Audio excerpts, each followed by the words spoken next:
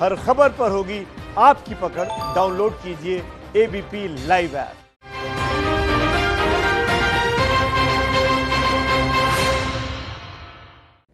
तो भारत की बात में बात यही कि आखिर कब तक मजदूर पलायन करते रहेंगे। लॉकडाउन को करीब 2 महीने होने जा रहे हैं, लेकिन शहर छोड़कर गांव की ओर पलायन करने की मजदूरों की तस्वीरें लोगों के लिए मुसीबत बनती जा रही हैं। गाजियाबाद, मेरठ और सोनीपत आज देश के कई हिस्सों से प्रशासन की मुसीबत बढ़ाने वाली तस्वीरें सामने आईं। घर जाने के लिए हजारों मजदूरों का जमावड़ा देखने को मिला। सवाल यही कि क्यों सारा सरकारी सिस्टम उनके आगे फेल हो चुका है, क्यों मजदूरों के लिए सारी सुविधाएं कम पड़ गई हैं। कहीं ना कहीं कुछ तो गलती जरूर हुई है, कुछ तो चूक हुई है, जिसकी वजह से मजदूरों के साथ कोरोना भी गांवों की तरफ अब बढ़ने लगा है।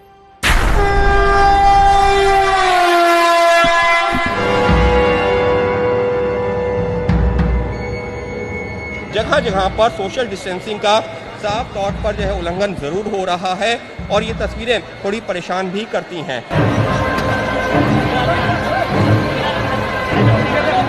इसमें कोरोना के चलते वायरस की धज्जियां उड़ रही है सोशल डिस्टेंसिंग का, और हम लोग क्या करें। इसमें अगर एक को होगा कोरोना तो यहाँ सारे जमा लोगों को हो जाएगा, उसके साथ साथ शासन प्रशासन को भी अटैक करेगा। तो इसमें भारत देश का क्या कल्याण होगा, हमें सर बताइए।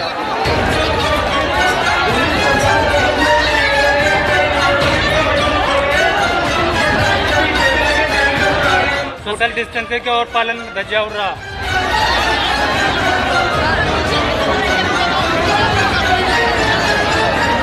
मैं रिक्वेस्ट करूंगा, कैमरा पैन करिए, आप इधर भी दिखाइए, इधर भी दिखाइए।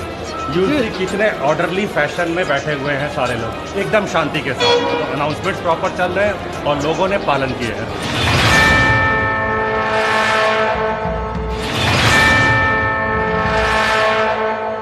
एडीएम साहब, ये इसी तरह से चलेगा? 19 में भी जाएंगे? जी जी, लगातार जाएंगे। कल तो है ही, उसके बाद भी जाएंगे फिर। ऐसे ही भेजा गया है, ऐसे ही भेजा जाएगा और ऐसे ही भेजा जाता रहा तो सच कहें एडीएम साहब ज्यादा दिन तक ऐसे चल नहीं पाएगा। अच्छा, इसके अलावा जो बाहर जो लोग बैठे हैं उनको क्या व्यवस्था की? उसके बाद ये लोग अंदर जाएंगे, तब उसके बाद फिर आ जाएंगे ये लोग लाइन से। लेकिन देखा जा रहा है कि वो सोशल डिस्टेंस के हिसाब से नहीं बैठे हैं sir. Ideal copy book style में पालन हो पाना इम्पॉसिबल है। I said copy book style, लेकिन जितना पॉसिबल हो सकता है हो रहा है। एडीएम साहब, ये इसी तरह से चलेगा? 19 में भी जाएंगे? जी जी, लगातार जाएंगे। कल तो है ही, उसके बाद भी जाएंगे फिर। 2-3 दिन और चलेगा। और ये हाल उस मेरठ में जहां कोरोना के 320 से ज्यादा संक्रमित मामले हो चले हैं, जहां एसपी सिटी के गनर तक पॉजिटिव हो चले हैं, वहां के एडीएम साहब कहते हैं 2-3 दिन और ऐसे ही भीड़ लगेगी, ऐसे ही चलेगा और ऐसे ही चलेगा। और कब तक चलेगा, कहां तक चलेगा और कोरोना कहां तक जाएगा, ये कौन बताएगा, ये कौन समझाएगा? किसी के बस की है ये भीड़?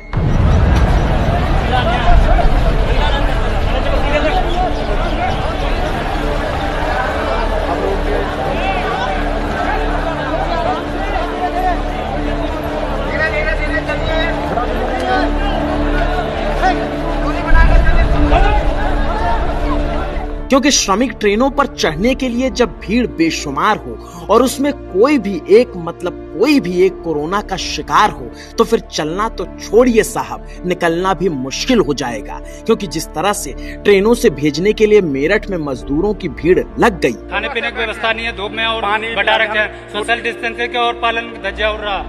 कोई भी सोशल डिस्टेंसिंग नहीं है, भीड़ भाड़ में बटा रखे। या फिर जिस तरह से गाजियाबाद में हजारों की भीड़ घर बार के लिए सरकार के द्वार पर बड़ी ही बेसब्री से जाकर खड़ी हो गई। उसने पूरे सिस्टम और सरकारी अमले को सवालों के सलाखों के पीछे ला खड़ा कर दिया और पूछ लिया कि यही है तुम्हारा इंतजाम, यही है तुम्हारा सोशल डिस्टेंसिंग का प्रोग्राम।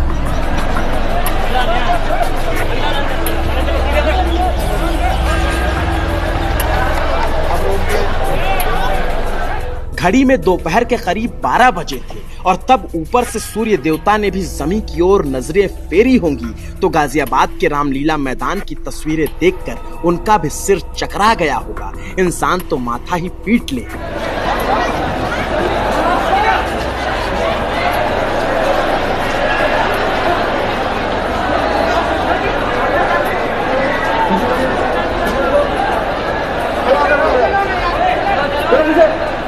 क्योंकि गाजियाबाद की वीर भूमि पर प्रशासन की वीर गाथा ऐसी रही कि यहाँ सोशल डिस्टेंसिंग नामक चिड़िया की सरे राह बड़ी ही बेरहमी से हत्या कर दी गई। हर किसी ने उसे जार जार किया, हर किसी ने उसे मार दिया। कोरोना से बचाने वाली वो सोशल डिस्टेंसिंग भीड़ के पैरों से कुचल कुचल कर, हाथों से रगड़ रगड़ कर मारी गई, वो भी प्रशासन के आंखों के सामने, अधिकारियों के नाक के नीचे।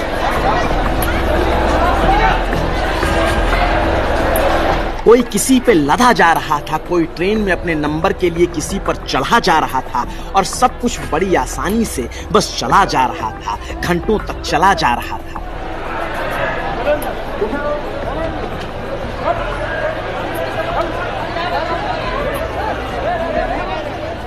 5000 से ज्यादा की इस भीड़ को काबू करने के लिए एक दो जवान मंच पर नजर आते हैं। हाथों में डंडा है, चेहरे पर बेबसी होगी, जहन में लाचारी होगी और ऐसे में इन मजदूरों के बीच 2 गज की दूरी तो छोड़िए, 2 इंच की भी दूरी दिख जाए तो बताइएगा, बड़ी मेहरबानी होगी। हमें तो रत्ती भर भी नहीं दिखी।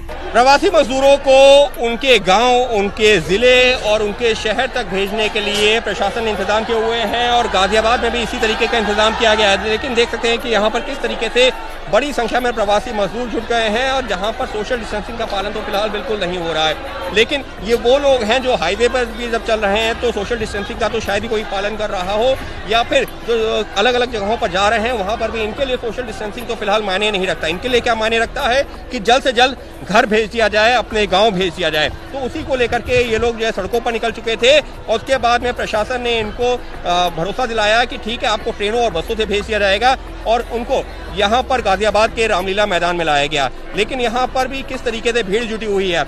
यहाँ जो बसेस खड़ी हुई हैं, बसों के आसपास बहुत बड़ी संख्या में लोग मौजूद हैं और यहाँ अगर हम पूरे रामलीला मैदान की बात करें तो यहाँ पर भी सैकड़ों हजारों की संख्या में लोग मौजूद हैं। ये अधिकतर लोग बिहार के रहने वाले हैं और फिलहाल सोशल डिस्टेंसिंग तो जो है यहाँ पर बिल्कुल पालन नहीं हो रहा। ये जो तस्वीरें अपने आप में थोड़ा चिंताजनक भी है, क्योंकि ये लोग अपने अपने राज्यों में जाएंगे, कस्बों में जाएंगे, जिलों में जाएंगे और अपनों के बीच जाएंगे। अपनों के बीच जाएंगे और यही तो दिक्कत है कि ऐसे जाएंगे तो अपनों के बीच कोरोना भी ले जाएंगे, क्योंकि गाजियाबाद से ट्रेन बिहार को जानी थी और रजिस्ट्रेशन कराने के लिए हजारों की संख्या की भीड़ को चंद स्कूली मास्टरों के हवाले कर दिया गया। तो फिर ऐसे में मजदूरों की मजबूरी को समझें या फिर बिना सुरक्षा कवच के इन शिक्षकों की बेबसी पर बल दिया जाए। आप किससे, आप गाजियाबाद प्रशासन से?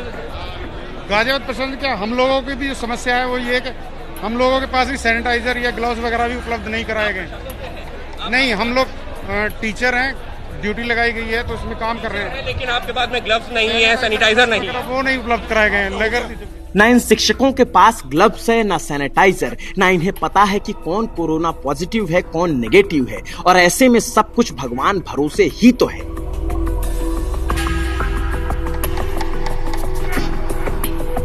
भीड़ को काबू करने के लिए, सोशल डिस्टेंसिंग को पालन कराने के लिए ना उस संख्या में पुलिस बल है, ना दूरी बनाने के लिए बल्लियां लगाई गईं। बस ट्रेन जा रही है, मजदूरों आओ भीड़ में शामिल हो जाओ, ट्रेन का टिकट लीजिए, ट्रेन में चढ़िए, गांव जाइए। बच गए तो भगवान का शुक्र अदा करना मत भूलिएगा और नहीं बचे तो अपनी किस्मत पर रोइएगा, क्योंकि इसी तरह की भेड़ चाल से चलकर ट्रेनों से बिहार गए लाखों मजदूरों में से 624 मजदूर कोरोना पॉजिटिव पाए जा चुके हैं। यूपी में बाहर से आए लोगों की वजह से संक्रमण 75 के 75 जिलों में पहुंच चुका है।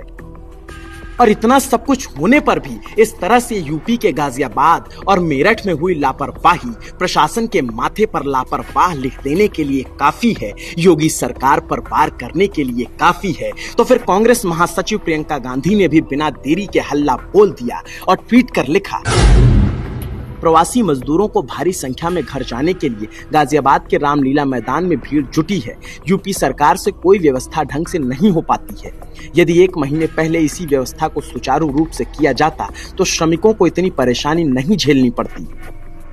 तो फिर विपक्ष के इस हमले के बीच ऐसे में सवाल यही बनता है कि अगर 1 महीने पहले या उससे भी पहले राज्य सरकारें आपस में सहयोग कर मजदूरों को उनके घर तक पहुंचा दी होती तो फिर क्या इतनी बुरी स्थिति होती, क्या संक्रमण इतना फैलता? तो उसके लिए आपके सामने 2 तस्वीरें हैं जो सारी कहानी को बताएंगी।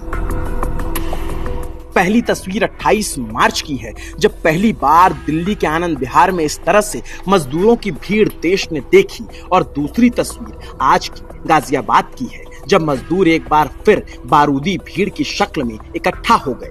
उस समय भी लोगों को घर जाना था, आज भी हर किसी को घर ही जाना है। उस वक्त योगी सरकार ने बसों के जरिए लोगों की भीड़ को सुरक्षित घरों तक पहुंचाया था, और अब गाजियाबाद की इस भीड़ को ट्रेन के जरिए बिहार पहुंचाना है।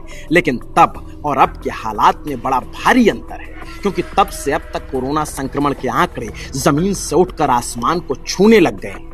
तब के पलायन से संक्रमण गांवों तक नहीं फैला था, लेकिन अब गांवों तक फैलने का खतरा ज्यादा है, या कहीं गांव-गांव तक फैलने लगा है। क्योंकि दोनों तस्वीरों की तुलना करें तो 28 मार्च को देश में 918 संक्रमित थे, दिल्ली में सिर्फ 49 संक्रमित थे और उत्तर प्रदेश में सिर्फ 61, जबकि आज 18 मई को 96,000 से ज्यादा संक्रमित देश में हैं, 10,000 से ज्यादा संक्रमित दिल्ली में हैं और उत्तर प्रदेश में भी संक्रमितों का आंकड़ा 4,000 को पार कर चुका है।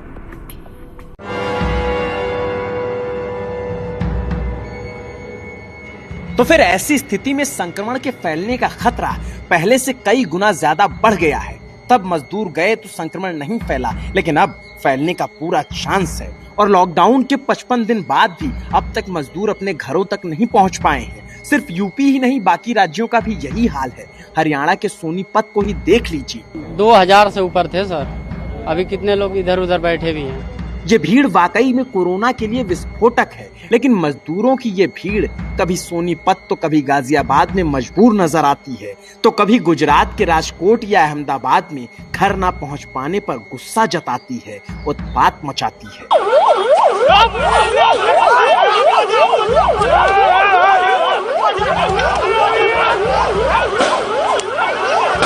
और फिर पुलिस वाले भी भीड़ को नियंत्रण करने के लिए बल प्रयोग कर जाते हैं, जैसा अहमदाबाद में हुआ।